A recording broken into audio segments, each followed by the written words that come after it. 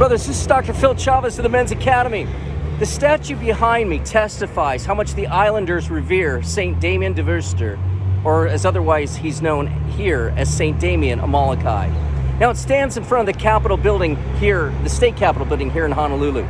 But a statue of him is also found in the U.S. Capitol building in Washington, D.C., where each state is allowed to honor two significant people in its history.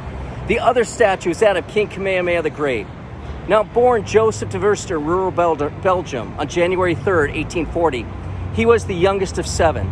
And instead of taking over the family farm, which he was trained to do, he followed his brother into the congregation of the Sacred Hearts of Jesus and Mary. Two of his sisters actually entered also into religious life.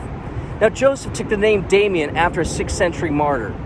In 1864, Damien arrived in Hawaii and was ordained a priest just 2 months later, in May.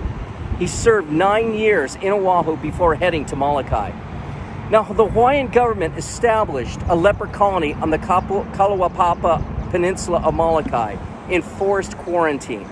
But there were destitute living conditions and almost no viable medical care.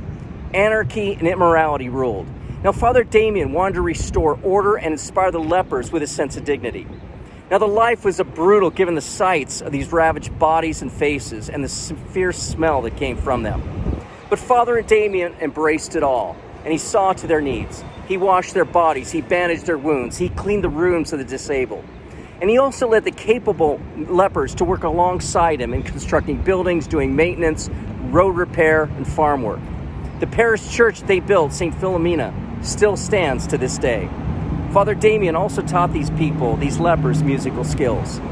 Now, despite contracting leprosy in 1885, Father Damien continued his work during an intense prayer life.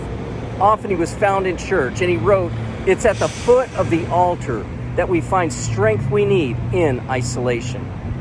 After 16 years in the colony in 1889, St. Damien succumbed to leprosy on April 15th. Some Hawaiians consider it a holiday. Shortly after his death, a monument was erected in Kalaupapa to honor his memory. Greater love hath no man than he laid down his life for his friends. St. Damien was canonized on April 11th, 2009 by Pope Benedict XVI. Brothers, God be with you.